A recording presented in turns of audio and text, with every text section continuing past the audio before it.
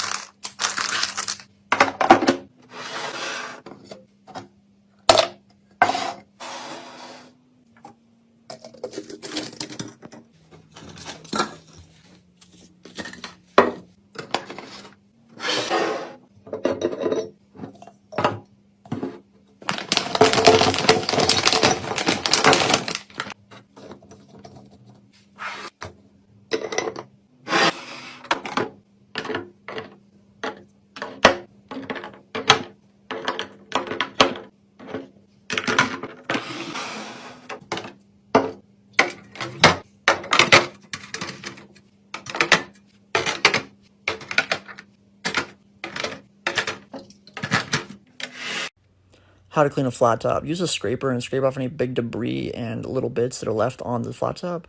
Put down canola oil. Use a grill brick. Go back and forth, up and down motions. You kind of want to keep it in that same pattern so you get good finish on it. If you do like circles and other things like that, you'll have like a weird swirl pattern. I like to add a little bit of extra oil after I've already gone through once just to make sure I have good flow. You'll get stuck if you don't have enough oil. Go ahead, scrape all the black part off, put down one more layer of canola oil, and do one more nice pass. This will kind of get your last finish for you. Scrape all that off. Put down vinegar. This is white distilled. You can use any vinegar pretty much. Use a little scraper and a towel and get inside the nooks and crannies and make sure everything's really clean. Then I come back with a dry towel, some canola oil, and wipe that once, and then do a second pass with the dry towel. And there you have it. I woke up at 5:30 this morning to have a super productive day, and I was practically fighting myself to stay awake. I was like trying to pry my eyes open, and after 15 minutes of laying in bed, I was like, I gotta get up. I gotta do this.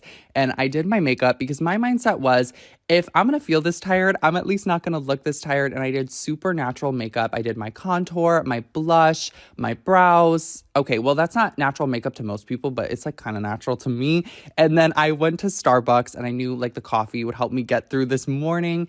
And I've been obsessed with this drink. It's an iced caramel macchiato, so pretty, and it also tastes so good too. And then I went home and I really wanted to organize my living room and my kitchen. I had packages absolutely everywhere, and then my couch really needed to be fluffed. So I fluffed my couch, and I think I'm a morning person now too, because I was listening to all my favorite music and I was just cleaning, and it was honestly really therapeutic at the same time. And I cleaned up my kitchen. I went through a whole bunch of boxes, and look at how much cleaner everything looks.